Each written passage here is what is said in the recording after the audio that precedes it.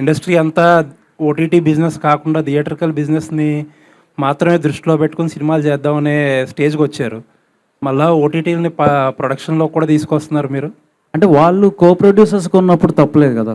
వాళ్ళు platform wise వాళ్ళే invest చేస్తున్నప్పుడు వచ్చిన like they are putting in 50% అన్నప్పుడు వాళ్ళు they have equal right. Cinema like they are any other co producers అన్నట్టు. నెమ్మదిగా సినిమాలు కొనుక్కోవడం కంటే మేమే ప్రొడ్యూస్ చేసుకోవడం బెటర్ అనిపిస్తారా వాళ్ళ చేత మీరు? కార్పొరేట్స్ అంటే end of the day film makers ఎవరైతే ప్యాషనేట్గా ఉంటారో అది వర్క్ అవుతుంది. ఓటీటీ ప్లాట్ఫామ్స్ ఏంటంటే ఎండ్ ఆఫ్ ద డే వాళ్ళు ఎంప్లాయీసే ఉంటారు కాబట్టి అక్కడ they may not take that అంటే so professionally in terms of production వాళ్ళు కానీ సొంతంగా చేస్తారని నేను అనుకోవట్లా. బట్ మాకులాగా ప్రొడ్యూసర్స్తో కో ప్రొడక్షన్లోకి వచ్చి చేస్తారని అనుకుంటున్నా.